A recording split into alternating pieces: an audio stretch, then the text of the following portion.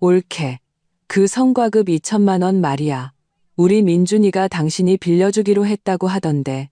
신우이 김민희가 마치 통보라도 하듯 거만한 태도로 현관문에 서 있었다. 나는 마음속에 아무런 동요도 잃지 않았다. 이 모든 상황은 내가 직접 계획한 것이었으니까.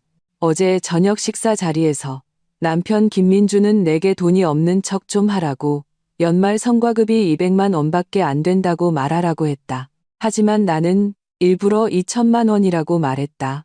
그가 과연 누구의 편에 설지 보고 싶었기 때문이다. 지금 그는 신우이 뒤에 숨어서 작은 목소리로 나를 설득하고 있었다. 여보, 그냥 나 한 번만 도와준다 생각해줘. 1. 오랫동안의 침묵 때문에 현관의 센서 등이 딸깍 소리를 내며 꺼졌다. 복도는 순식간에 어둠에 잠겼고 엘리베이터가 움직이는 둔탁한 소음과 스마트폰의 차가운 불빛 아래 유난히 날카로워 보이는 김민희의 얼굴만 남았다. 그녀는 문틀에 비스듬히 기대어 모든 것을 손에 쥔 듯한 자세로 입꼬리를 비틀었다. 그 표정은 나에 대한 경멸과 무시로 가득했다. 이슬비, 너 벙어리야? 우리 민준이는 동의했다는데 네가 뭔데 여기서 잘난 척이야? 내 남편 김민준. 내가 감기에 걸렸을 때 도시의 절반을 뒤져서라도 약을 사다 주던 그 남자는 지금 누나의 커다란 등 뒤에 목을 움츠리고 있었다. 그의 눈빛은 겁먹은 토끼처럼 불안하게 흔들렸고 감히 나와 눈을 마주치지 못했다. 그저 거의 들리지 않는 목소리로 중얼거릴 뿐이었다. 여보, 우리 누나가 원래 말이 좀 거칠어서 그래. 너무 신경 쓰지 마. 신경 쓰지 말라고? 당연히 신경 써야지. 오히려 고마워해야 할 판이다. 김민준의 마지막 위선까지 이렇게 빨리 벗겨주었으니까 2천만 원. 맞죠? 내 목소리는 나 자신도 놀랄 만큼 평온했다. 나는 천천히 소파에서 일어나 그들을 향해 미소까지 지어 보였다. 직장에서 수천 번은 연습했을 법한 아주 표준적인 비즈니스 미소였다. 빌려드릴 수 있어요. 김민희의 얼굴에 번지던 더위 만만한 표정이 순간 굳어졌다. 내가 이렇게 쉽게 나올 줄은 몰랐던 모양이다. 김민준도 안도의 한숨을 내쉬며 한 걸음 다가와 내 손을 잡으려 했다. 여보, 역시 당신이 최고야. 이해심 많을 줄 알았어. 나는 몸을 틀어 그의 손길을 피했다. 곧장 식탁 옆 수납장으로 걸어가 서랍을 열었다. 하지만 친남매 사이라도 계산은 정확해야죠. 나는 안에서 세일사 용지와 펜을 꺼내 탁 소리가 나게 식탁 위에 올려놓았다. 조용한 거실 안에서 그 소리는 유난히 날카롭게 울렸다. 차용증부터 쓰시죠. 공기가 순간 진공 상태가 된 것 같았다. 김민희의 얼굴은 하얗게 질렸다가 붉어지고 다시 파랗게 변했다. 마치 팔레트 같았다. 차용증? 이슬비, 너 지금 무슨 소리 하는 거야? 날 남 취급하는 거야? 난 얘 친누나야. 그녀의 날카로운 목소리가 내 고막을 찢을 듯했다. 김민준이 즉시 중재에 나섰다. 그의 말투에는 애원과 난처함이 가득했다. 여보, 다 한 가족인데 무슨 차용증이야. 정 떨어진다. 누나가 잠깐 급해서 그런 거고 금방 갚을 거야. 그래요? 나는 눈을 들어 그를 지나쳐 김민희를 똑바로 쳐다봤다. 금방이 언젠데요? 한 달, 1년, 아니면 돈 생기면 갚겠다는 건가요? 김민희는 내 질문에 할 말을 잃고 눈빛을 피했다. 나는 시선을 다시 김민준에게로 돌렸다. 한때 세상에서 가장 듬직해 보였던 그 얼굴은 이제 죄책감과 곤란함으로 가득 차 있었다.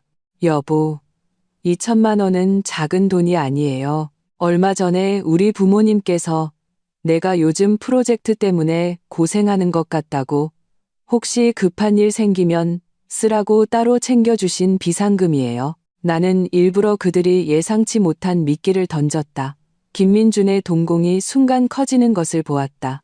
그는 우리 부모님이 나를 얼마나 아끼시는지, 그리고 충분히 그러실 수 있다는 것을 알고 있었다. 하지만 그 말은 동시에 이 돈의 성격이 완전히 달라졌다는 것을 의미하기도 했다. 부모님이 주신 돈이니 더더욱 증거가 확실해야죠. 안 그러면 제가 부모님께 드릴 말씀이 없잖아요. 내 말투는 부드러웠지만 거절할 수 없는 단호함이 담겨 있었다. 그들이 반응할 틈도 주지 않고 나는 펜을 들어 종이에 빠르게 써 내려갔다. 채무자 김민희. 대여금액 금 2천만 원정 게이심영영. 나는 판결문을 낭독하듯 쓰면서 동시에 내용을 읊었다. 김민준과 김민희는 그 자리에 얼어붙은 채 나를 쳐다볼 뿐이었다. 그리고 나는 펜 끝을 잠시 멈추고 가장 중요한 조항을 추가했다. 월 이자는 연이율 24% 법정, 최고금리를 적용, 즉 월 2%로 한다. 만약 3개월 이상 연체 시 본채무는 보증인 김민준에게 자동으로 이전되며 상환에 대한 모든 책임을 진다. 이때 채권자 이슬비는 김민준의 월급에서 원리금이 모두 상환될 때까지 직접 공제할 권리를 가진다. 다 쓰고 나서 펜뚜껑을 딸깍 소리 나게 닫았다. 자, 형님. 한번 보시고 문제 없으면 서명하고 도장 찍으세요. 아, 그리고 보증인 란에는 김민준 씨 서명도 필요하고요. 나는 종이와 펜, 그리고 빨간 인주를 그들 앞으로 밀어놓았다. 거실은 죽음과 같은 정적에 휩싸였다. 다음 순간 김민희가 폭발했다. 이슬비, 너 미쳤어? 사람을 도둑 취급하는 거야? 이자가 2%? 차라리 은행을 털지 그래. 그녀는 분노한 암사자처럼 내 코앞에 손가락질하며 소리쳤다. 잘 들어. 이 돈은 네가 김씨 집안 며느리로서 당연히 내야 하는 돈이야. 내 동생이 너랑 결혼했으니 넌 우리 집을 도와야 할 의무가 있어. 이제 좀 컸다고 우리를 쥐고 흔들려는 거야. 나는 눈꺼풀 하나 까딱하지 않고 내 소위 남편이라는 자를 차갑게 쳐다봤다. 여보, 당신 생각은 어때요? 나는 선택권을 뜨거운 감자처럼 정확하게 그에게 던졌다. 당신 월급 통장 아직 나한테 있어요.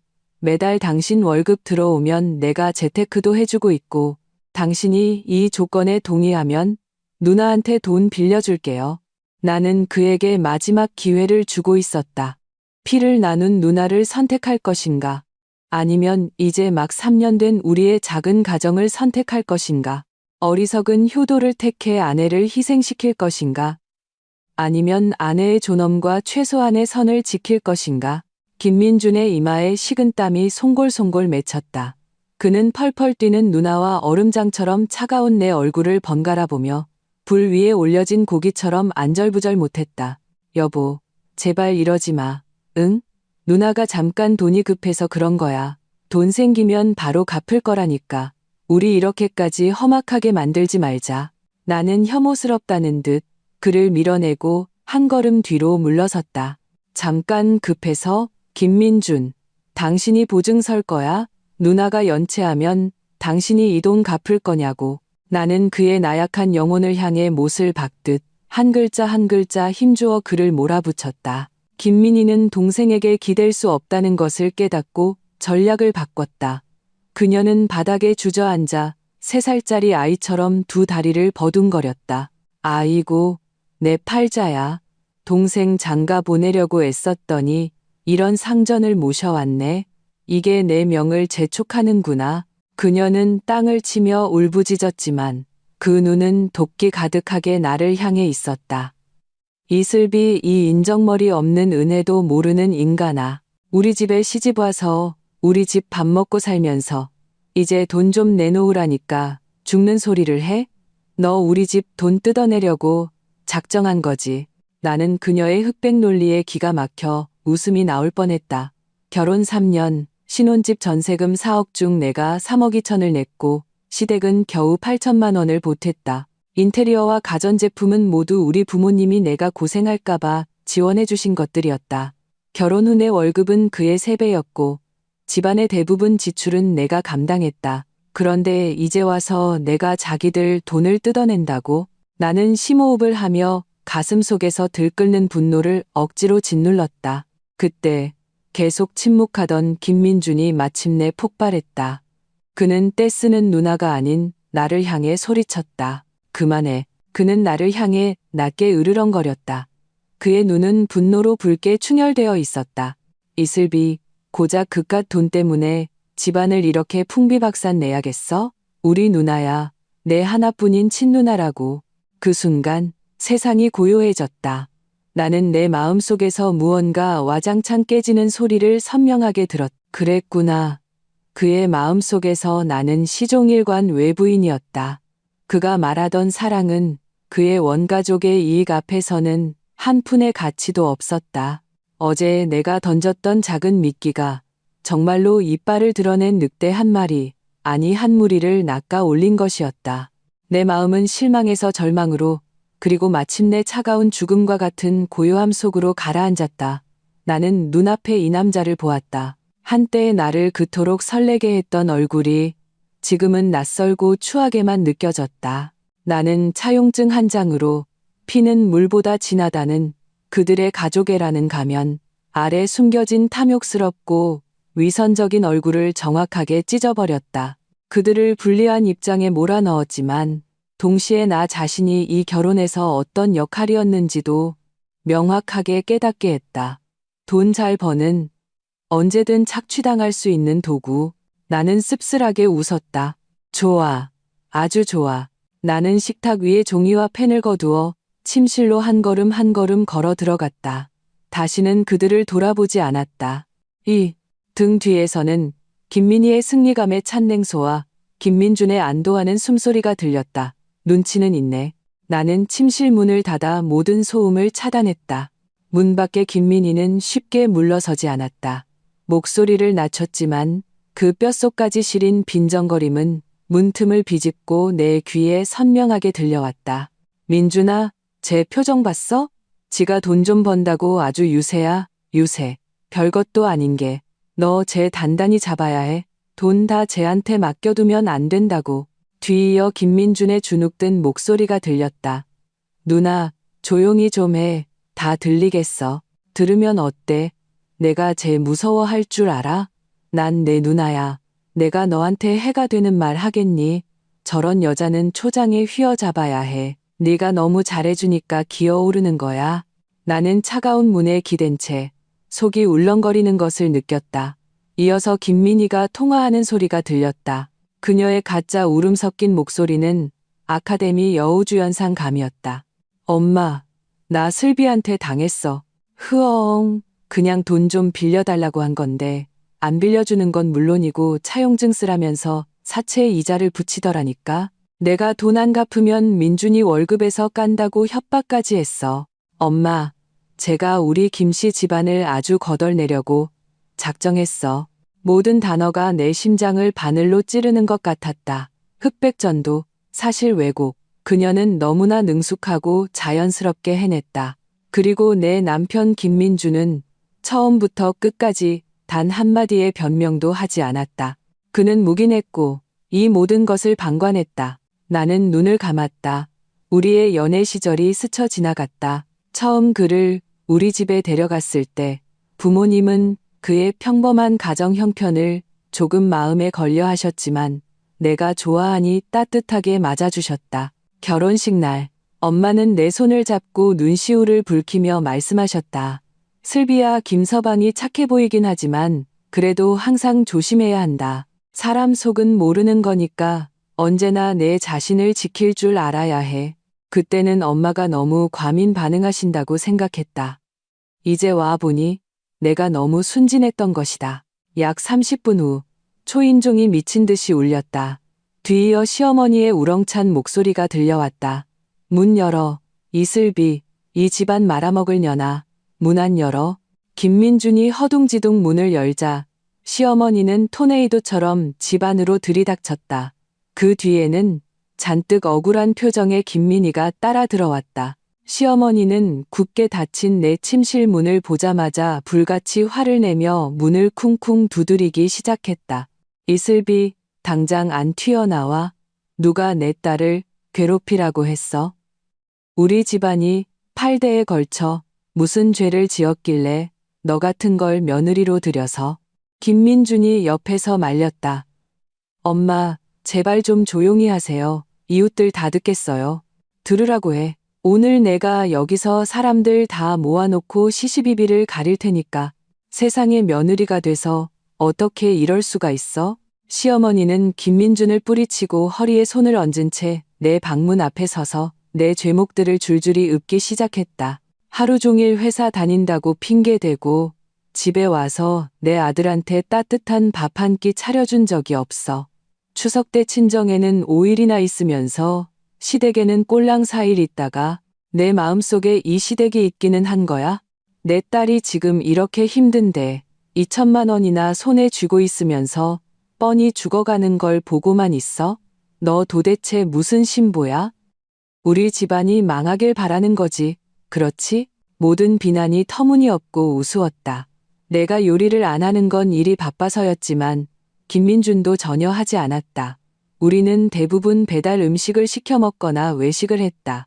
이것은 우리가 결혼 전에 합의한 생활 방식이었다. 추석 때 친정에 하루 더 머문 것은 엄마 건강이 안 좋으셔서 조금이라도 더 곁에 있고 싶었기 때문이고, 이 또한 사전에 김민준의 동의를 구한 일이었다. 그리고 이 2천만 원에 대해서 시어머니는 김민희의 손을 잡고 눈물을 흘리며 연기했다. 내 불쌍한 딸아, 내 팔자가 왜 이렇게 기구하냐. 내 남편 돈이 우리 집 돈이지. 그럼 누구 돈이겠어? 제가 뭔데 그걸 안 빌려줘? 그 말은 내 머릿속에서 천둥처럼 울렸다. 내 남편 돈이 우리 집 돈이지. 그렇다면 내 돈도 당연히 그들 집안의 돈이라는 것이었다. 나는 벌컥 방문을 열었다. 거실에 있던 세 사람은 모두 나에게 놀랐다. 나는 아무런 표정 없이 김민준을 똑바로 쳐다봤다. 어머님. 첫째, 이 돈은 제가 번 돈이고 제 혼전 재산의 합법적인 증식분입니다. 김씨 집안과는 10원 한 장 관계없어요. 둘째, 제가 2천만 원이 있다고 누가 그러던가요? 내 목소리는 얼음장처럼 차가웠다. 김민준의 눈빛이 순간 흔들렸다. 그는 나를 피하며 입술만 달싹일 뿐 아무 말도 하지 못했다. 오히려 시어머니가 당당하게 허벅지를 탁 치며 말했다. 아직도 발뺌이야? 민준이가 다 말했어. 내가 어제 저녁상에서 내 입으로 똑똑히 말했다며. 성과급 2천만 원 받았다고. 넌 돈이 있으면서 우리 집 돕기 싫은 거야. 이 독한 것. 그랬구나. 내가 어제 일부러 흘린 그 숫자를 그는 돌아서자마자 온 가족에게 알린 것이었다. 그는 내 편에서 돈이 없는 척 해준 것이 아니라 누나와 엄마에게 정보를 흘려 나에게 돈을 뜯어내라고 부추긴 것이었다. 그는 나를 마음대로 물어뜯을 수 있는 살찐 고깃덩어리로 여겼다. 그 순간 나는 심장이 텅 비어버린 듯한 통증을 느꼈다. 찢어지는 듯한 고통이 아니라 서서히 잠식당하는 듯한 마비였다. 나는 눈앞에 이추하고 탐욕스러운 새 얼굴을 보았다. 법적으로는 내 가족이지만 지금은 나를 사냥하려는 3명의 사형 집행인 같았다. 나는 아무 말도 하지 않았다. 그들의 놀란 시선을 받으며 나는 천천히 돌아서 방으로 들어갔다. 딸깍. 이번에는 문을 닫는 것뿐만 아니라 잠금 장치까지 돌렸다. 세상이 마침내 완전히 고요해졌다. 그들이 밖에서 아무리 소리치고 문을 두드려도 나는 들은 척도 하지 않았다. 나는 커튼을 열고 창밖의 도시 야경을 바라보았다. 저 수많은 불빛 중에 나를 위한 것은 단 하나도 없었다. 나는 결혼이라는 이름의 도박에서 처참하게 패배했다. 하지만 게임은 아직 끝나지 않았다. 그들이 직접 이 마지막 온정마저 찢어버렸으니 내가 모든 것을 하나하나 똑똑히 계산해 주는 것을 원망하지 말아야 할 것이다. 3. 문 밖의 고함 소리는 한참 동안 계속되었다. 시어머니의 악에 바친 목소리, 김민희의 기름을 붓는 울음소리, 그리고 김민준의 힘없는 만류까지. 나는 마치 외부인처럼 이 소란스러운 연극을 냉정하게 듣고 있었다. 깊은 밤이 되어서야 밖이 조용해졌다. 나는 그들이 갔다고 생각했다. 얼마 지나지 않아 침실문에서 조심스러운 노크 소리가 들렸다. 여보, 문 좀 열어봐. 우리 얘기 좀 하자. 김민준의 목소리였다. 피곤함과 비굴함이 섞여 있었다. 나는 움직이지 않았다. 다들 갔어. 여보, 당신 화난 거 알아. 오늘 내가 잘못했어. 사과할게. 화 풀어. 화내면 당신 몸만 상해. 우리 엄마랑 누나 원래 그런 사람들이잖아. 말은 그래도 속은 따뜻한 사람들이야. 마음에 담아두지 마. 말은 그래도 속은 따뜻하다. 내가 들어본 변명 중에 가장 역겨운 말이었다. 그건 따뜻한 마음이 아니라 뼛속까지 이기적인 탐욕이었다. 나는 천천히 문가로 다가갔다. 문을 열지 않고 그저 문을 사이에 둔 채 차갑게 물었다. 무슨 얘기를 하자는 건데요? 문 밖에 김민주는 내가 대답할 줄 몰랐는지 잠시 멈칫했다. 이내 다급한 목소리로 말했다. 여보, 일단 문부터 열어줘. 우리 부부 사이에 못할 말이 뭐가 있어. 얼굴 보고 얘기하자. 나는 비웃음이 섞인 짧은 웃음을 터뜨렸다. 우리가 아직 부부인가요? 김민준 씨, 당신이 오늘 당신 엄마랑 누나 데리고 와서 나를 압박할 때 나를 당신 아내로 생각하긴 했어요? 당신 마음속에서 난 그냥 당신 원가족에게 수혈해주는 도구일 뿐이잖아요. 당신이랑 같이 사업하는 파트너가 나보다 더 존중받겠네요. 문 밖은 긴 침묵에 잠겼다. 한참 후에야 그는 거의 애원하는 듯한 목소리로 말했다. 슬비야, 내가 잘못했어. 정말 잘못했어. 문 열고 얼굴 좀 보여줘. 당신 혹시라도 나쁜 생각할까봐 무서워. 나쁜 생각? 그는 나 이슬비를 너무 얕봤다. 나는 문을 활짝 열었다. 김민준이 초췌한 얼굴로 문 앞에 서 있었다. 내가 무사한 것을 보고는 안도의 한숨을 내쉬며 나를 안으려 했다. 나는 무표정한 얼굴로 그를 쳐다봤고 내 눈빛에 그의 팔은 허공에서 굳어버렸다. 들어와서 앉아요. 내 말투는 무서울 정도로 평온했다. 그는 잠시 망설이다가 얌전히 방으로 들어와 침대 끝에 있는 의자에 앉았다. 마치 심판을 기다리는 죄수처럼. 나는 책상 앞으로 걸어가 가장 아래 서랍에서 잠겨있던 파일 상자를 꺼냈다. 그의 앞에서 열쇠로 상자를 열고 서류 한 뭉치를 꺼냈다. 그것은 우리가 결혼 전 변호사 이폐하에 서명한 혼전 재산 및 충실 의무 계약서였다. 당시 내가 제안했을 때 김민주는 내가 유난 떤다고 우리 사이에 이런 것이 왜 필요하냐고 했었다. 지금 보니 그때의 내 고집이 얼마나 현명했는지 모른다. 나는 계약서의 한 페이지를 펼쳐 그의 앞에 내밀었다. 이거 기억나요? 김민준의 시선이 흑백의 활자에 닿자 그의 얼굴이 새하얗게 질렸다. 계약서 제오조 3항에는 명확하게 적혀 있었다. 부부 쌍방은 서로 존중하고 충실해야 하며 각자의 독립적인 재산권을 존중해야 한다. 어느 일방도 어떠한 이유로든 혹은 자신의 원가족 구성원과 공모하여 상대방의 거액의 혼전 재산이나 개인 재산에 대해 협박하거나 강제로 요구할 수 없다. 이러한 행위가 발생할 경우 본 계약의 근본적인 위반으로 간주한다. 나는 손가락 끝으로 그 문장을 톡톡 두드리며 그를 쳐다봤다. 김민준 씨, 당신이 오늘 오후에 당신 어머니와 누나 김민희와 함께 나에게 한 행동이 뭐죠? 이게 계약 위반 아닌가요? 그의 입술이 파르르 떨리며 한마디도 하지 못했다. 여보, 난 그런 뜻이 아니었어. 그냥 그 사람들이 하도 그러니까 어쩔 수 없이. 나는 그를 가로막고 파일 상자에서 또 다른 눈에 띄지 않는 장부 하나를 꺼내 그의 앞 책상에 던졌다. 이것도 어쩔 수 없었던 건가요? 장부가 펼쳐지자 그 안에는 날짜와 숫자들이 빽빽하게 기록되어 있었다. 결혼 3년간 당신이 카카오톡이랑 토스통에서 몰래 누나 김민희한테 송금한 돈 총 378만 원.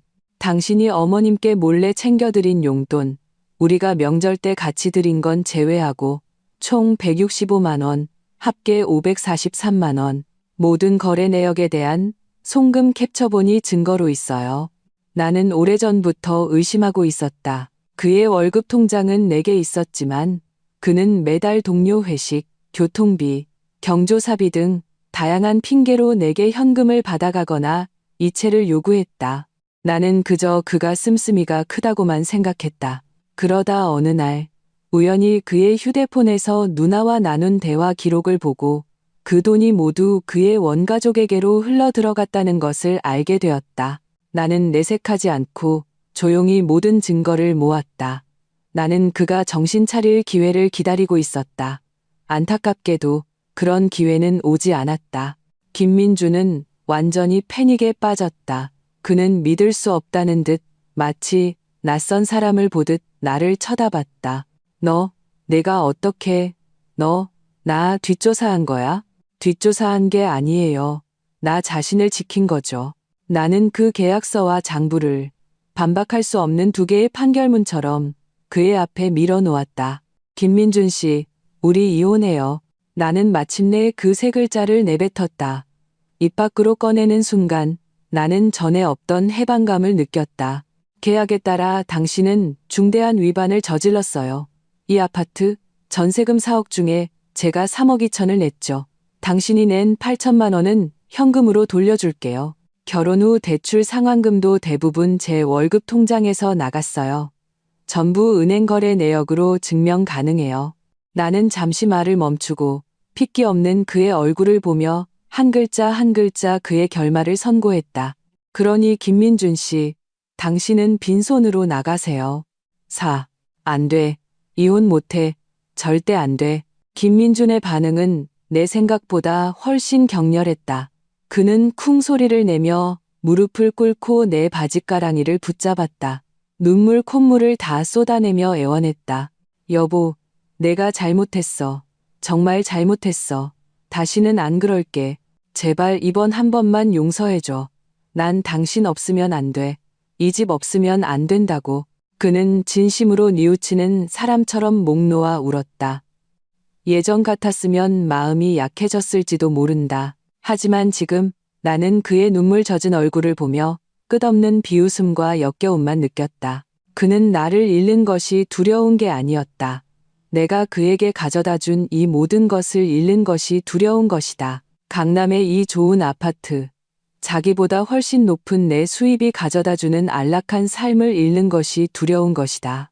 나는 그의 손을 냉정하게 뿌리쳤다. 김민준 씨, 당신 눈물은 이제 나한테 아무 소용없어요. 다음 날 아침 또다시 초인종이 울렸다. 문을 여니 어제까지만 해도 나에게 온갖 욕설을 퍼붓던 시어머니와 김민희가 서 있었다. 지금 그들 두 사람의 얼굴에는 180도 달라진 미소가 걸려 있었고 손에는 보기에도 신선하지 않은 과일 바구니가 들려 있었다. 아가, 어제는 이 어미가 잘못했다. 내가 말이 너무 심했어. 마음에 담아두지 마라. 시어머니는 우는 것보다 더 어색한 미소를 지으며 과일 바구니를 내 손에 쥐어주려 했다. 김민희도 어제의 기세등등하던 모습은 온데간데 없이 고개를 숙이고 작은 목소리로 말했다. 옳게, 미안해. 어제는 내가 너무 급해서 말이 심했어. 화 풀어요. 김민주는 그들 뒤에 서서 기대에 찬 눈빛으로 나를 바라보고 있었다. 이 가족의 태세 전환 속도는 책장 넘기는 것보다 빨랐다. 그들은 내가 이혼을 요구한 것이 단지 돈을 빌려주지 않기 위한 극단적인 협박이라고 생각한 것이다. 자신들이 한 발 물러나 사과하면 이 일이 없었던 일이 될 것이라고 믿었다. 나는 그들의 위선적인 연기를 보며 속이 메식거렸다. 돈, 이제 안 빌려도 된다. 정말이야. 시어머니가 다급하게 손을 저었다. 너희 부부만 잘 살면 그보다 더 좋은 게 어디 있겠니? 나는 그들의 과일도 사과도 받지 않았다. 그저 세 사람의 놀라움과 당혹감, 그리고 이해할 수 없다는 시선 속에서 주머니에서 휴대폰을 꺼내 한 곳에 전화를 걸었다. 네, 박 변호사님. 좋은 아침입니다. 네, 이쪽은 준비 다 됐습니다. 언제든 이혼 소송 절차 시작할 수 있습니다. 잘 부탁드립니다. 내 목소리는 명확하고 평온했다. 모든 단어는 마치 망치처럼 김씨 집안 세 사람의 심장을 내리쳤다.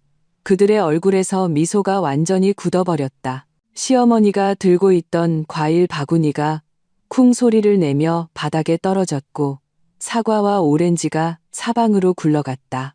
김민준의 얼굴에서 순식간에 핏기가 사라졌다. 그는 달려와 내 휴대폰을 낚아채고는 전화기 너머를 향해 고함쳤다. 안 합니다. 우리 이혼 안 해요. 들었어요? 우리 이혼 안 한다고. 그는 소리치고 전화를 끊더니 붉어진 눈으로 나를 노려보았다. 마치 벼랑 끝에 몰린 야수 같았다. 이슬비, 꼭이 이렇게까지 해야겠어. 고작 그 2천만 원 때문에 이 가정을 깨야겠냐고. 그의 절규에 가까운 질문에 나는 웃었다. 처음에는 작게 웃다가 점점 더 크게 웃었다. 웃다가 눈물까지 흘러나왔다. 2천만 원? 나는 눈가에 눈물을 닦으며 그 세 사람을 보았다. 내 눈빛에는 연민이 가득했다. 김민준 씨, 당신들 가족은 정말로 내가 대기업에서 프로젝트 매니저로 힘들게 일해서 받는 연말 성과급이 고작 2천만 원이라고 생각했어요? 나는 가방에서 서류 한 장을 꺼냈다. 미리 준비해둔 복사본이었다. 나는 그것을 거실 테이블 위에 던졌다. 눈 똑바로 뜨고 잘 보세요. 그것은 엔젤 투자 계약서였다. 진실을 하나 알려드릴까요? 이 2천만 원은 성과급이 아니에요. 작년에 제 혼전 재산으로 했던 엔젤 투자의 1차 배당금이 지난주에 막 들어온 거예요. 나는 계약서 위에 빨간 펜으로 동그라미 쳐진 숫자를 가리켰다. 그 숫자는 김민준의 동공을 격렬하게 수축시켰다. 똑똑히 봐요. 이건 1차 배당금일 뿐이에요. 이 프로젝트, 우리 회사 법무팀이랑 재무팀에서 검토했는데 총 예상 수익이 5억 이상이에요. 5억, 그 두 글자는 작은 거실 안에서 폭탄처럼 터져나갔다. 시어머니의 입은 계란이라도 들어갈 듯이 벌어졌다. 김민희의 눈에서는 순간 극도의 탐욕이 번뜩였다. 나는 충격으로 멍해진 그들의 얼굴을 보며 전에 없던 통쾌함을 느꼈다. 나는 천천히 김민준 앞으로 걸어가 충격과 후회로 일그러진 그의 얼굴을 보며 가장 잔인한 현실을 한 글자 한 글자 해부해 주었다. 원래대로라면 우리가 아직 부부니까. 이 투자 수익은 혼인 기간 중에 발생한 부부 공동 재산으로 당신 몫이 절반이었겠죠. 하지만 지금은 내 목소리는 칼날처럼 차가웠다. 당신이, 당신들 가족이 직접 그 돈을 당신 곁에서 밀어낸 거예요. 김민준 씨, 이혼하면 이 돈에서 단 10원도 가져갈 생각하지 마세요. 오, 그건 우리 집 돈이야. 너 혼자 가질 수 없어. 가장 먼저 정신을 차린 것은 김민희였다. 5억이라는 금액은 그녀에게 강력한 각성제와 같았다. 탐욕이 이성을 완전히 압도했다. 그녀는 미친 소처럼 소리를 지르며 나에게 달려들었다. 목표는 명확했다. 내 손에 들린 계약서, 사본. 나는 이미 대비하고 있었다. 그녀가 달려드는 순간 나는 재빨리 몸을 옆으로 피했다. 그녀는 허공에 손을 휘젓다 균형을 잃고 소파 팔걸이에 부딪혔다. 김민주는 반초 정도 멍하니 있다가 무의식적으로 앞으로 나서려 했다. 그의 눈빛은 복잡했다. 당황스러움과 함께 누나와 똑같은 탐욕이 서려 있었다. 그가 누나를 도우려 발을 내딛는 순간 나는 휴대폰을 들어 올렸다. 화면에는 통화 녹음 인터페이스가 켜져 있었고 빨간색 타이머가 1초 흐르고 있었다. 당신들의 모든 말과 행동, 지금 다 녹음되고 있어요. 내 목소리는 크지 않았지만 마치 차가운 방벽처럼 그들을 그 자리에 얼어붙게 했다. 사유재산 강탈, 불법적인 신체의 자유 제한. 여기서 더 나가면 주거 침입 강도 및 불법 감금죄가 성립될 수도 있죠. 나는 법조항을 차분하게 읊으며 그들 한 명 한 명을 훑어보았다. 한번 해보실래요? 당신들이 뺏는 게 빠른지, 경찰이 오는 게 빠른지. 허공에 뻗어있던 김민희의 손이 떨리며 천천히 내려왔다. 김민준의 발걸음도 그 자리에 멈췄고 얼굴은 파랗게 질렸다. 시어머니는 모든 기력을 잃은 듯 다리에 힘이 풀려 바닥에 주저앉았다. 입으로는 계속해서 5억, 내 5억, 내 손주, 내 금쪽 같은 손주 라고 중얼거렸다. 그제야 나는 깨달았다. 그녀가 말하는 금쪽 같은 손주는 김민희의 초등학생 아들이었다. 원래 그들의 계획은 나에게서 돈을 뜯어내 그 귀한 손주를 위해 쓰는 것이었다. 김민주는 완전히 무너졌다. 그는 위장도, 애원도 포기했다. 붉게 충혈된 그의 눈에는 위협과 히스테리만이 남아있었다. 그는 몇 걸음에 내게 다가와 내 팔을 세게 움켜쥐었다. 뼈가 으스러질 듯한 힘이었다. 이슬비, 이렇게까지 잔인하게 굴지 마. 돈 내놔. 그 투자 프로젝트 넘기라고. 그러면 우리 이혼 안 하고 다시 잘 지낼 수 있어. 그는 마침내 속내를 드러냈다. 내가 돈만 내놓으면 아무 일도 없었던 것처럼 지낼 수 있다는 것이었다. 나는 그가 잡은 내 손을 차갑게 내려다보았다. 한때 내 눈물을 다정하게 닦아주던 그 손이 지금은 역겹게만 느껴졌다. 이제 와서 이혼 안 한다고요? 늦었어요. 내가 힘껏 그의 손을 뿌리쳤지만 세 사람은 이미 포위망을 형성하여 현관문을 막고 있었다. 그들은 나의 모든 퇴로를 차단했다. 그들의 눈빛은 더 이상 가족의 것이 아니었다. 굶주린 늑대 3마리가 먹잇감을 노려보는 눈빛이었다. 나는 더 이상 그들과 말을 섞지 않았다. 휴대폰의 단축키를 눌러 바로 경찰에 신고했다. 네, 110이죠? 신고하려고 합니다. 주소는 서울시 강남구 XX 아파트 지공동 555호입니다. 제 남편과 그의 가족들이 제 개인 재산을 빼앗으려 하고 제가 집 밖으로 나가지 못하게 신체의 자유를 제한하고 있습니다. 내 목소리는 떨림없이 명확하고 침착했다. 거실의 세 사람은 내 행동에 완전히 얼어붙었다. 그들은 내가 정말로 경찰에 신고할 줄은 상상도 못했을 것이다. 그들의 눈에는 이것이 그저 집안일에 불과했으니까. 김민준이 믿을 수 없다는 듯 나를 쳐다봤다. 너 신고를 해? 그럼요? 당신들이 날 묶어놓고 돈 내놓으라고 협박할 때까지 기다려요? 나는 차갑게 비웃었다. 경찰은 생각보다 빨리 도착했다. 초인종이 울렸을 때 김씨 집안 세 사람의 얼굴은 잿빛이 되었다. 내가 문을 열자 제복을 입은 경찰관 2명이 서 있었다. 나는 경찰 앞에서 방금 일어난 모든 일을 차분하고 명확하게 진술했다. 그리고 내 휴대폰의 녹음 파일도 보여주었다. 경찰관님, 여긴 제 집입니다. 하지만 지금 이 사람들이 저를 나가지 못하게 막고 있습니다. 저는 신변의 위협을 느끼고 있습니다. 경찰의 표정이 심각해졌다. 그들은 김씨 집안 세 사람을 향해 엄중하게 구두 경고를 했다. 가정 불화가 있더라도 타인의 신체의 자유를 제한하고 재물을 강탈하는 것은 명백한 위법 행위입니다. 문제는 법원에 가서 해결하세요. 집에서 이렇게 물리력을 행사하는 게 아닙니다. 경찰이 중재하는 틈을 타 나는 재빨리 침실로 돌아가 문을 잠갔다. 단 10분 만에 캐리어 하나를 꾸렸다. 그 안에는 내게 가장 중요한 것들만 들어있었다. 신분증, 노트북, 그리고 이 이혼 소송을 위해 준비한 모든 증거 원본들. 내가 캐리어를 끌고 나왔을 때 김민준의 눈빛에는 후회, 탐욕, 절망, 그리고 애원이 뒤섞여 있었다. 그는 무언가 말하려 했지만 내 옆에 서 있는 경찰을 보고는 끝내 한마디도 꺼내지 못했다. 나는 경찰의 호의를 받으며 내가 3년간 살았던 소위 집이라는 곳을 떠났다.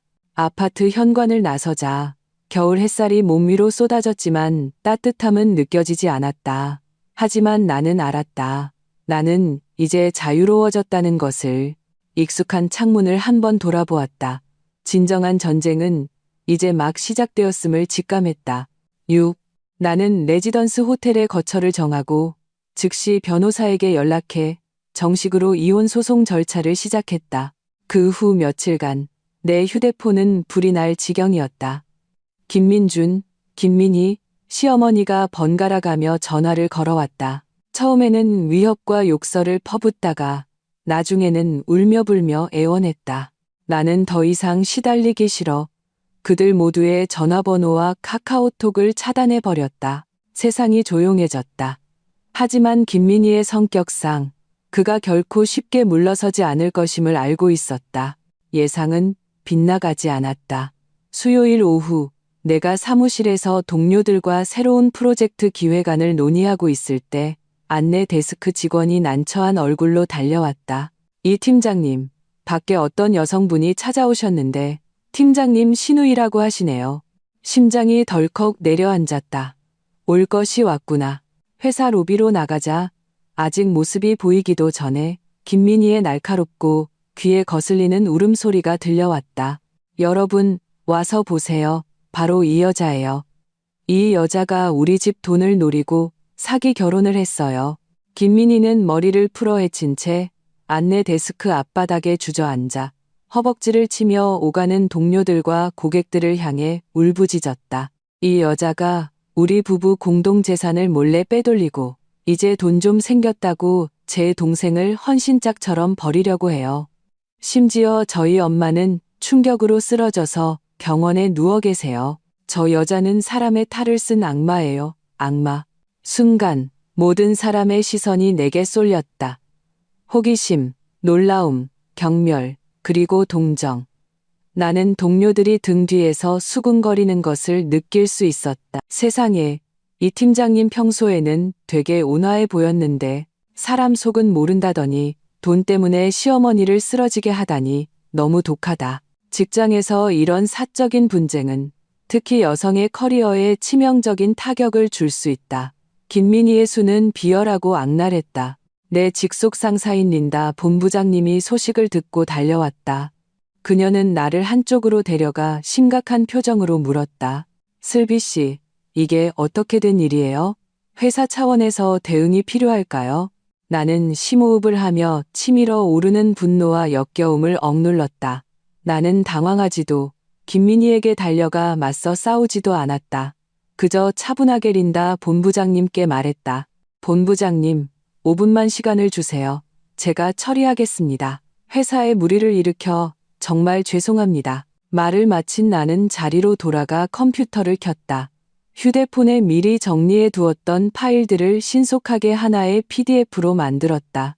그 안에는 김민준과 체결한 혼전 재산 및 충실 의무 계약서 스캔본, 그가 3년간 가족에게 몰래 송금한 은행 거래 내역과 대화 기록 캡처본, 내가 경찰에 신고했던 날의 출동 기록 사진, 그리고 방금 전 김민희가 회사 로비에서 난동을 부리는 모습이 담긴 전체 영상이 포함되어 있었다. 나는 로비로 나가기 전 안내 데스크에 미리 녹화를 부탁했다. 나는 이 파일을 회사 내부 메일로 린다 본부장님과 인사팀장님께 동시에 발송했다.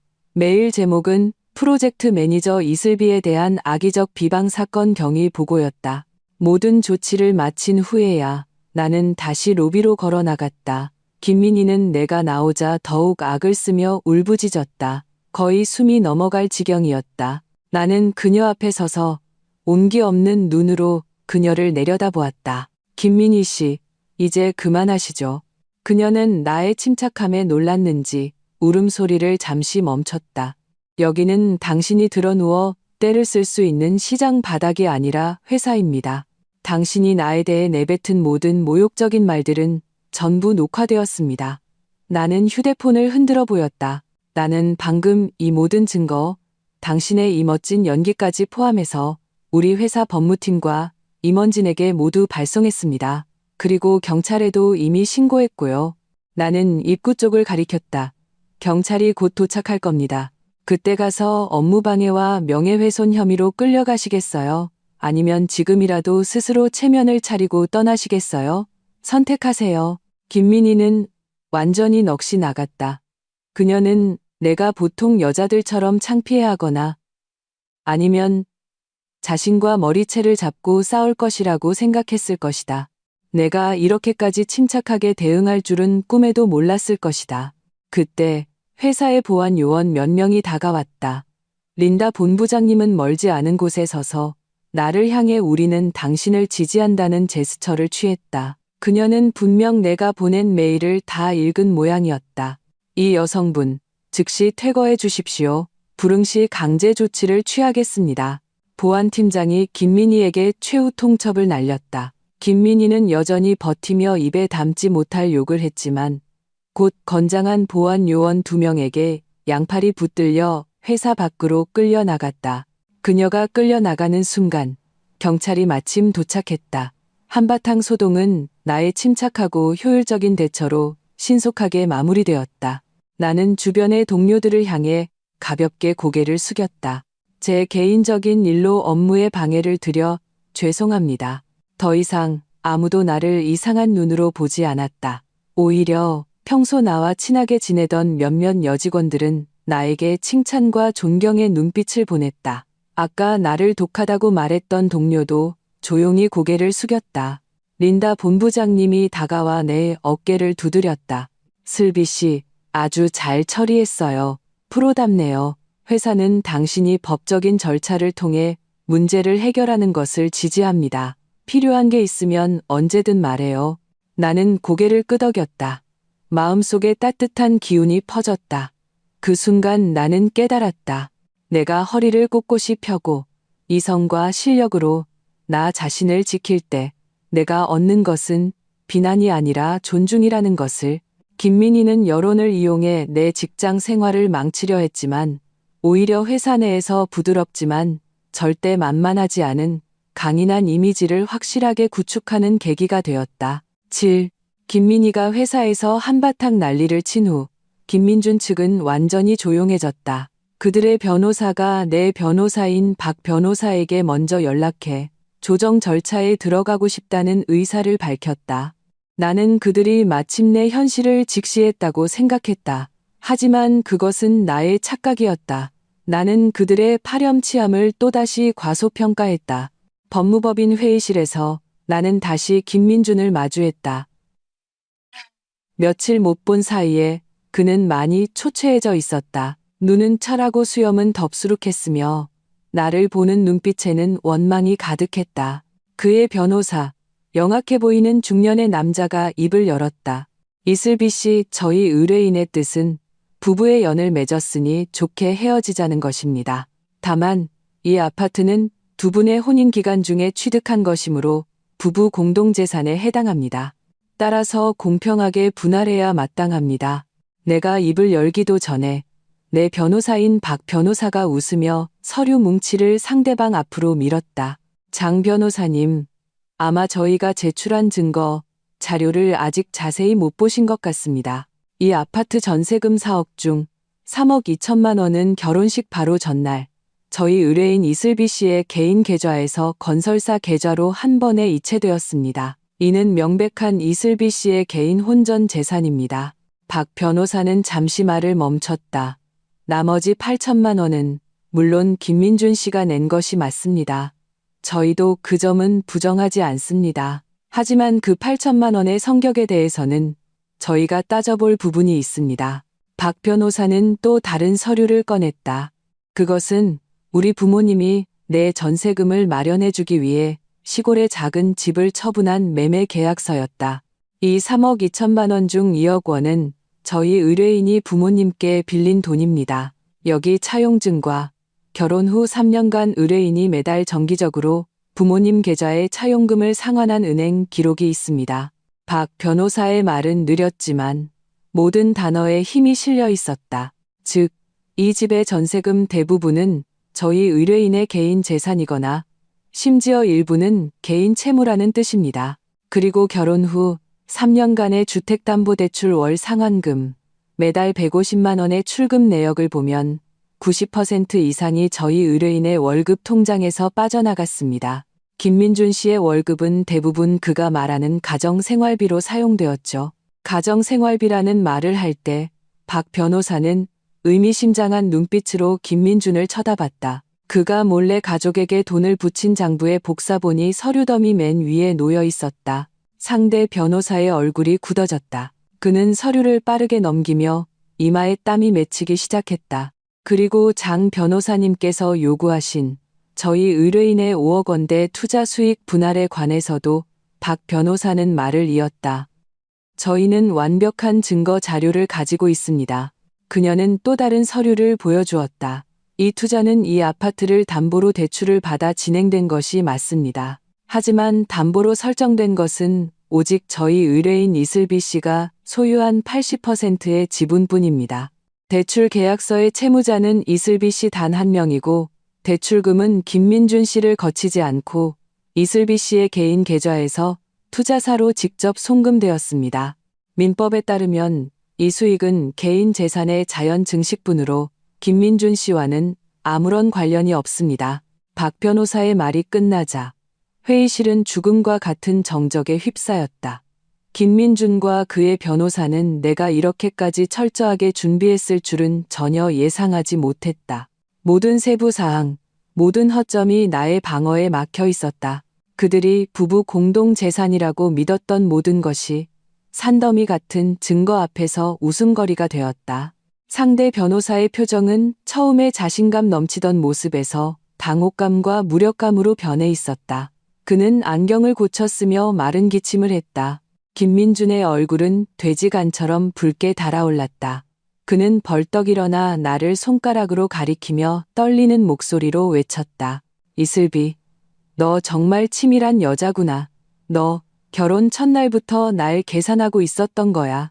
나는 마침내 고개를 들어 그를 정면으로 바라보았다. 분노와 불만으로 일그러진 그의 얼굴을 보며 나는 평온하게 입을 열었다. 김민준 씨, 틀렸어요. 내가 결혼 시작부터 당신을 계산한 게 아니에요. 우리 부모님께서 어릴 때부터 제게 가르치셨어요. 여자는 독립적이어야 하고 자기 자신을 지킬 능력과 의식이 있어야 한다고요. 운명은 항상 자기 손에 쥐고 있어야 하고 만일의 사태에 대비해야 한다고요.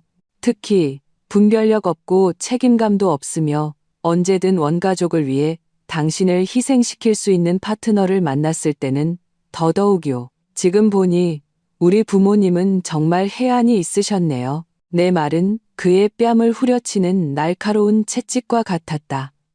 그는 몸을 휘청이며 의자에 주저앉았고 더 이상 아무 말도 하지 못했다.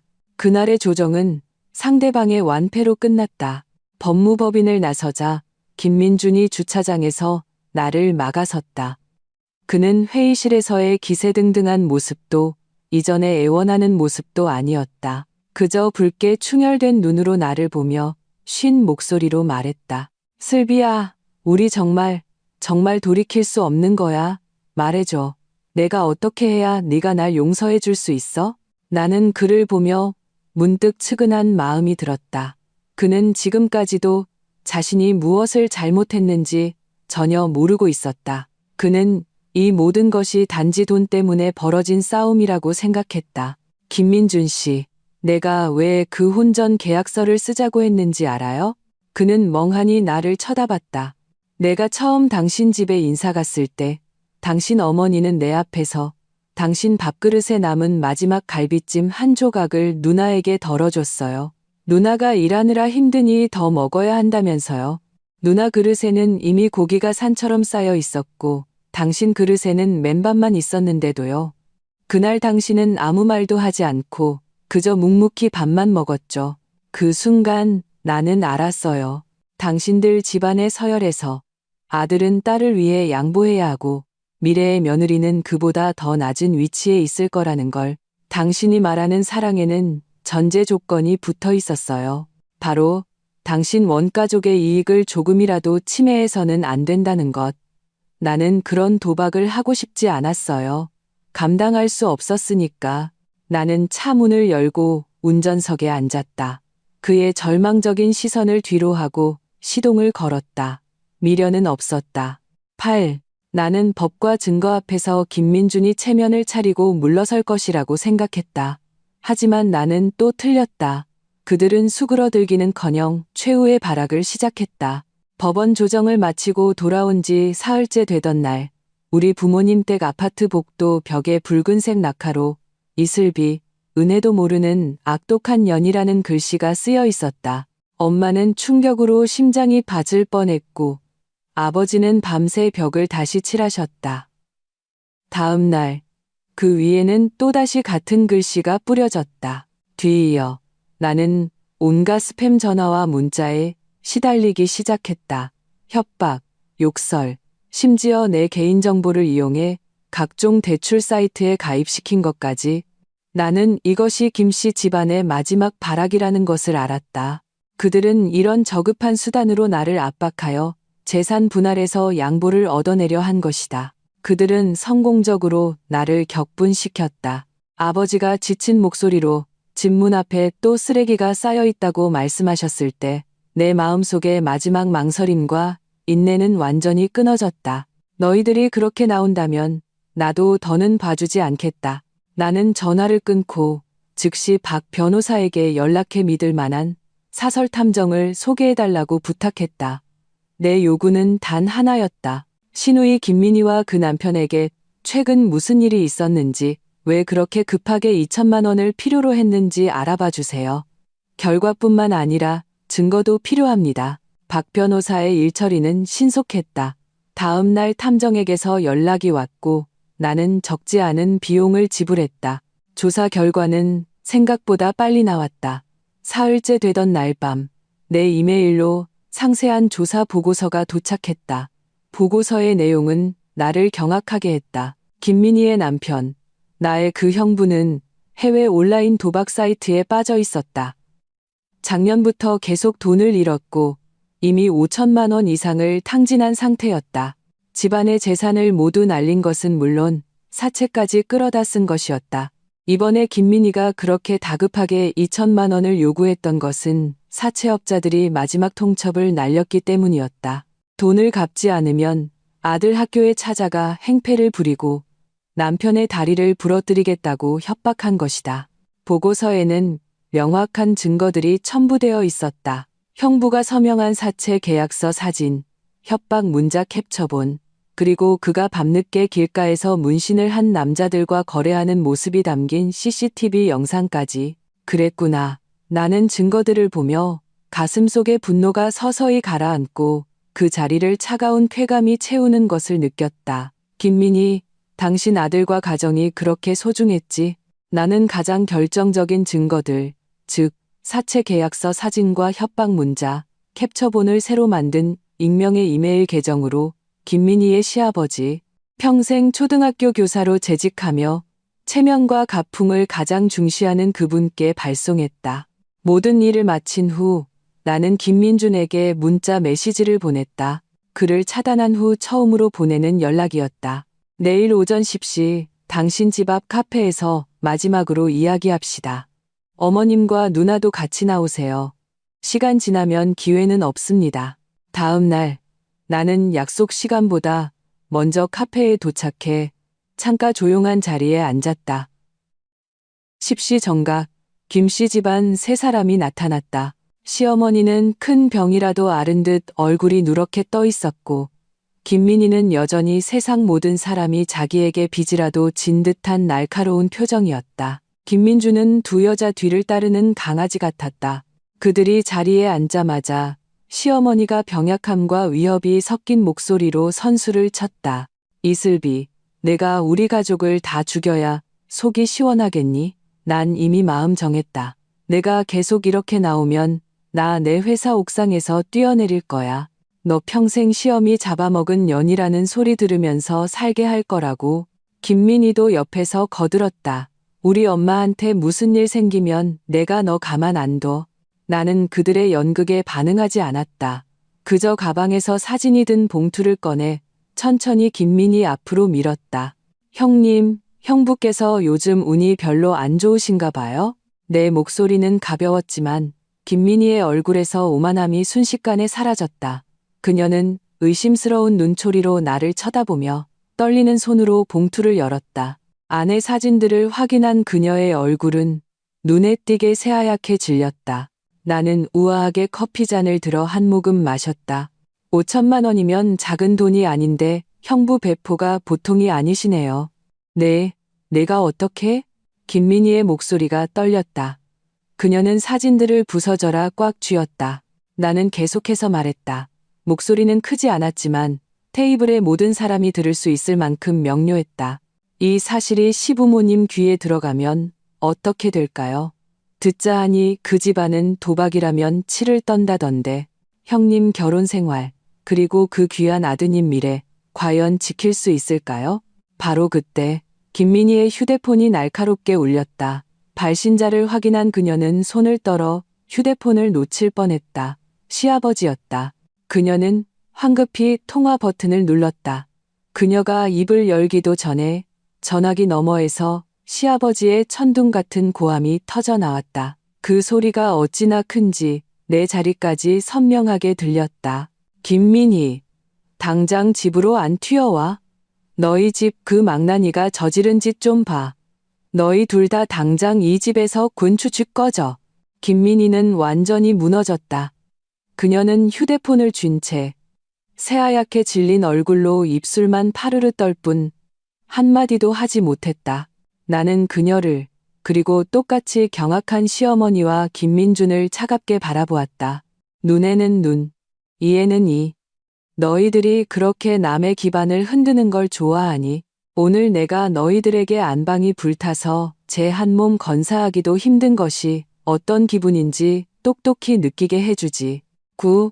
김씨 집안은 완전히 아수라장이 되었다. 김민희는 욕 한마디 남기지 못하고 비틀거리며 카페를 뛰쳐나갔다. 시어머니도 사태의 심각성을 깨달았는지 더 이상 나를 협박할 겨를도 없이 테이블을 짚고 일어나 딸의 뒤를 쫓아갔다. 카페 테이블에는 나와 김민준 단둘만 남았다. 그는 방금 일어난 일에서 헤어나오지 못한 듯 멍하니 앉아 있었다. 한참 후에야 그는 고개를 들어 아주 낯선 눈빛으로 나를 쳐다봤다. 내가 한 짓이지. 의문이 아니었다. 확신에 찬 단정이었다. 나는 담담하게 인정했다. 네. 이슬비, 너 어떻게 이렇게까지 독할 수가 있어? 그의 목소리에는 불신과 비난이 가득했다. 나는 비웃었다. 독하다고? 김민준, 당신들이 우리 부모님 집 복도에 빨간 락카로 그딴 글씨를 써놨을 때 그건 독한 게 아니었나요? 우리 부모님 집 문 앞에 쓰레기를 쌓아두고 엄마를 쓰러지기 직전까지 몰고 갔을 때 그건 독한 게 아니었나요? 김민희가 내 회사에 찾아와 행패를 부리고 내 커리어와 명예를 망치려고 했을 때 그건 독하지 않았나요? 난 그저 당신들이 했던 짓을 조금 더 세련된 방식으로 돌려줬을 뿐이에요. 왜 당신들은 불을 질러도 되고 나는 등불 하나 켜면 안 되는 건가요? 나의 모든 반문은 그를 침묵하게 했다.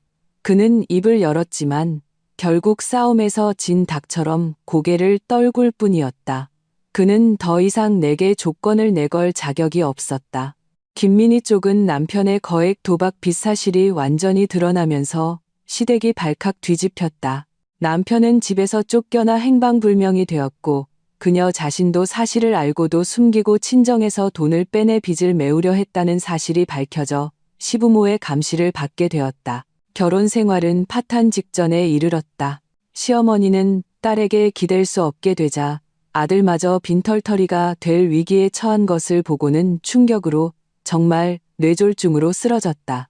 심각하지는 않았지만 반신불수가 되어 장기적인 간병이 필요하게 되었다. 사태 수습에 정신이 없던 김민주는 병원, 누나 집, 그리고 나 사이를 며칠간 오가다 마침내 현실을 직시했다.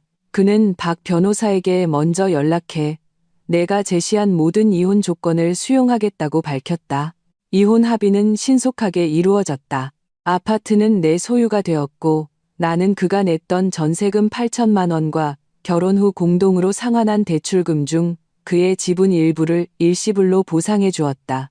공동예금은 내가 그가 원가족에게 몰래 재산을 빼돌린 증거를 제출하자 법원이 나의 주장을 받아들여 그는 한 푼도 받지 못했을 뿐만 아니라 그가 빼돌린 500여만 원을 오히려 내게 반환해야 했다.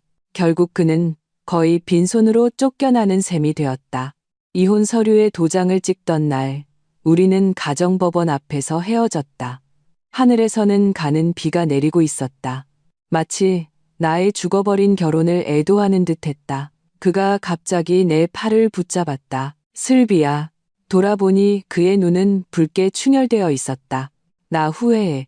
요 며칠 엄마가 입원하고 누나는 정신이 없는데 아무도 나한테 힘들지 않냐고 물어봐 주지 않았어. 아무도 나한테 따뜻한 물 한 잔 건네주지 않더라고. 그때 알았어. 이 집에서 진심으로 나한테 잘해준 사람은 너뿐이었다는 걸. 내가 개자식이었어. 내가 분별력이 없었어. 내가 눈이 멀었었어. 제발 다시 한 번만 기회를 주면 안 될까? 나 아무것도 필요 없어. 너만 있으면 돼. 나 바뀔게. 정말 뭐든지 다 바꿀게. 그는 아이처럼 울었다. 뒤늦은 그의 애틋함은 지금은 잡초보다도 가치가 없었다. 나는 아무런 감정 없이 그를 바라보았다. 김민준 씨, 기회는 있었어요. 당신이 누나를 위해 나에게 소리쳤을 때 기회는 사라졌어요. 당신이 내 성과급 액수를 온 가족에게 알려 그들이 나를 공격하게 만들었을 때 기회는 사라졌어요. 당신이 당신 엄마가 나를 모욕하고 당신 누나가 내 명예를 훼손하는 것을 묵인했을 때 그 기회는 이미 당신 손으로 직접 묻어버린 거예요. 나는 그의 손을 뿌리치고 마침 길가에 도착한 카카오 택시에 올라탔다. 다시는 그를 돌아보지 않았다. 차가 출발하고 사이드미러 속에서 그는 땅바닥에 주저앉아 고통스러워하고 있었다. 그의 모습은 빛 속에서 점점 작아지다 마침내 희미한 점이 되어 사라졌다. 나는 차창을 닫고 휴대폰을 꺼내 그의 번호를 찾아 망설임 없이 차단 버튼을 눌렀다. 나중에 듣기로 시어머니는 퇴원 후 거동이 불편해지면서 성격도 유난히 괴팍해졌다고 한다. 김민희는 제 코가 석자라 어머니를 돌볼 책임은 자연스레 모두 김민준에게 돌아갔다. 그는 결국 다니던 멀쩡한 직장을 그만두고 집 근처 작은 식당에서 아르바이트를 하며 변덕스러운 어머니를 돌보는 신세가 되었다고 한다. 그의 삶은 엉망진창이 되었다. 그리고 나는 하늘이 이렇게 맑고 청명했던 적이 있었나 싶을 만큼 상쾌했다. 10.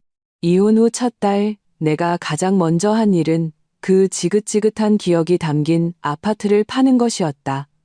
입지가 좋아 집은 금방 팔렸고 가격도 꽤 괜찮게 받았다. 두 번째 달, 내가 투자했던 프로젝트의 제품이 조기에 출시되어 시장 반응이 폭발적이면서 2차 투자를 유치하게 되었다. 나의 엔젤 투자 지분은 한 대기업에 프리미엄을 받고 매각되었고 최종적으로 내 손에 들어온 배당금은 예상보다 훨씬 많은 거의 50억 원에 가까운 금액이었다. 나는 그 돈으로 오랫동안 눈여겨봤던 강남의 한 고급 주상복합 아파트 60평형을 전액 현금으로 매입했다. 매매 계약서에 서명한 날, 나는 곧장 포르쉐 매장으로 가 오랫동안 내 드림카였던 빨간색 718 박스터를 계약했다. 모든 절차를 마치고 나는 새 차를 몰아 새 집으로 향했다. 텅 빈 집안에서 거대한 통유리창 너머로 서울에서 가장 화려한 야경이 펼쳐져 있었다. 그 순간 나는 사진을 한 장 찍었다. 새 차, 새 집 열쇠, 그리고 나 자신을 모두 담아 인스타그램에 올렸다. 새로운 삶, 새로운 시작. 좋았던 나빴던 과거의 모든 경험에 감사합니다. 나는 아무도 차단하지 않았다. 김민준도 김민희도 볼 수 있다는 것을 알았다. 피드는 순식간에 폭발했다. 친구들은 앞다투어 좋아요를 누르고 댓글을 남겼다. 이사 축하해. 새 차도 너무 예쁘다. 영앤 리치 앤 프리티. 언니, 저도 좀 데려가요. 나는 진심 어린 축하 메시지들을 보며 활짝 웃었다. 그 후의 나날들은 온전히 일과 나 자신에게 집중하는 시간이었다. 최고의 디자이너에게 인테리어를 맡기고 PT를 끊었으며 주말마다 플라워 클래스와 유화 수업을 들었다. 나의 삶의 질과 정신 상태는 질적으로 달라졌다. 나는 더 이상 퇴근 후 남편의 눈치를 보고 주말에는 까다로운 시댁 식구들을 상대해야 하는 억압된 주부가 아니었다. 나는 오직 나 자신을 위해 사는 여왕이 되었다. 운동하고 여행하고 새로운 친구들을 사귀면서 나는 마치 환골탈태한 것처럼 활력이 넘쳤다. 엄마가 나를 보러 오셨을 때 밝고 화사한 내 새집과 내 모습을 보며 내 손을 잡고 눈시울을 붉히셨다.